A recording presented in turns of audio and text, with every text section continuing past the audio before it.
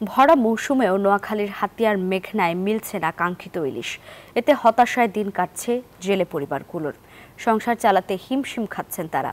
মৎস্য কর্মকর্তারা বলছেন, মৌসুম শেষ হতে এখনও কিছুটা সময় বাকি আছে। শেষ দিকে মাছের সরবরাহ বাড়বে।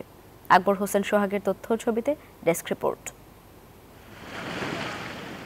এপ্রিল থেকে আগস্ট পর্যন্ত ইলিশের ভরা মৌসুম।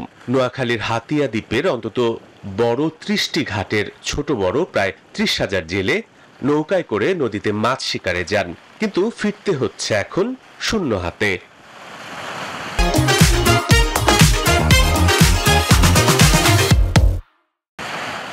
নদীতে যেতে প্রতিদিন যে ব্যয় হচ্ছে তাতে আর্থিক দেনার পরিমাণ বাড়ছে প্রতিনিয়তই।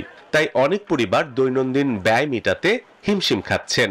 জাটকা নিধন ও ট্রলি জাহাজকে দায়ী করছেন জেলেরা।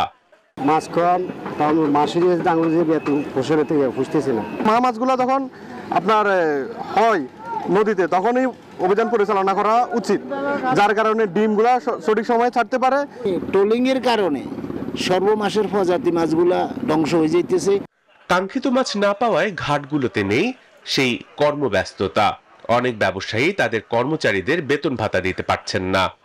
ইলিশ নাই বলতে চলে, আমাদের জেলেরা অনেক কষ্টের মধ্যে আছে।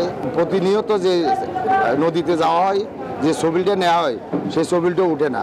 ভরা মৌসুমের এই সময় ইলিশ না পাওয়ার কারণ হিসেবে জাটকা নিধন, মা ইলিশ ধরা ছাড়াও ডুবোচর, জলবায়ুর পরিবর্তনকে দায়ী করছে মৎস্য বিভাগ।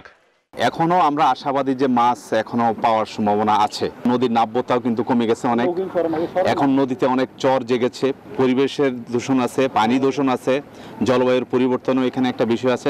নোয়াখালীর হাতিয়ায় প্রায় লক্ষাধিক জেলে মাছ ধরার সাথে যুক্ত। সরকারিভাবে এখানে নিবন্ধিত জেলের সংখ্যা ২৫,৯৯৫ জন। Desk report, news 24।